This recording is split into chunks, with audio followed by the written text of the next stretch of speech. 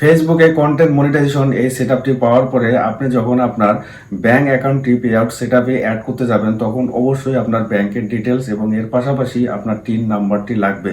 So আপনি আপনার ব্যাংকের ডিটেলস এবং টিন নাম্বার দিয়ে পে আউট সেটিংসটি ফুল ভেরিফাইড করে নিয়েছেন, বাট ভেরিফাইড করার পরেও আপনার পেমেন্টটা হোল্ড দেখাচ্ছে, অর্থাৎ your earnings are on hold এই সমস্যাটি চলে এসেছে।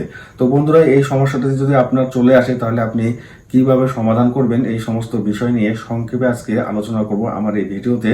সো এই ভিডিওটা দেখলে আপনি নিজেই সমাধান করতে পারবেন আপনার এই সমস্যাটি। আর আমার ভিডিওটি যদি আপনাদের ভালো লেগে থাকে তাহলে অবশ্যই লাইক কমেন্ট শেয়ার করে পাশে থাকবেন। তো চলুন বন্ধুরা, আজকের এই ভিডিওটি শুরু করা যাক।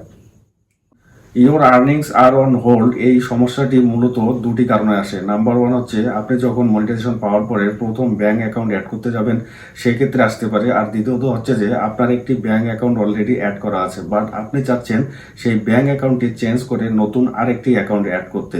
সো আপনি যদি ব্যাংক অ্যাকাউন্টটি চেঞ্জ করে নতুন আরেকটি অ্যাকাউন্ট অ্যাড করতে চান সেক্ষেত্রেও কিন্তু আপনার আর্নিংসটা হোল্ড হয়ে যাবে।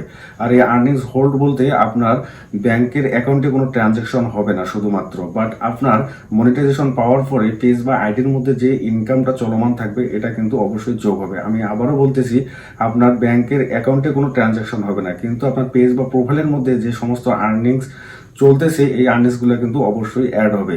তো আপনারা অবশ্যই মনে রাখবেন, যখনই নতুন করে আপনার ব্যাংক সেটআপটা চেঞ্জ করতে যাবেন তখনই কিন্তু এই আর্নিংস আর অন হোল্ড এই সমস্যাটি চলে আসবে। আর এটি মূলত 5 থেকে 10 দিন পর্যন্ত আপনার পেজ বা প্রোফাইলের মধ্যে থাকতে পারে, কারো কারো ক্ষেত্রে একটু কম বা বেশিও হতে পারে। সো এটা নিয়ে টেনশন করার কোনো কারণ নাই। সো বন্ধুরা, আমার এই স্ক্রিনে দেখতে পাচ্ছেন এখানে মে মাসের 7 তারিখে অলরেডি আমার এই নোটিফিকেশনটা এখান থেকে চলে যাবে এবং অলরেডি সবকিছু ঠিকঠাক হয়ে যাবে। সো আপনাদের ক্ষেত্রেও এখানে ডেটটা ভিন্ন রকম হতে পারে। সো আপনি যেভাবেই করেন না কেন অবশ্যই আপনার ব্যাংকের যে ডিটেলস আছে এটা সম্পূর্ণ সঠিক দেওয়ার চেষ্টা করবেন এবং আপনার টিন নাম্বারটা এটাও যেন সম্পূর্ণ সঠিক থাকে। সো ফেসবুক দেখবে যে আপনার ব্যাংক অ্যাকাউন্ট এবং টিন নাম্বার যদি সব ঠিকঠাক থাকে তাহলে আপনার 5 থেকে 10 দিনের মধ্যে আপনার এই সমস্যাটি সমাধান করে দিবে। সো এটা নিয়ে আপনার ভয় পাওয়ার বা কোনো চিন্তার কোনো কারণ নেই।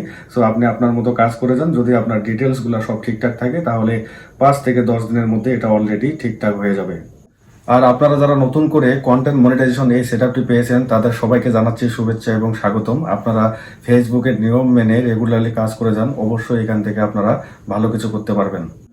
সো বন্ধুরা, আশা করি আমার এই সংক্ষিপ্ত ভিডিওর মাধ্যমে আপনাদের এই সমস্যাটি আমি সমাধান দেখিয়ে দিতে পেরেছি।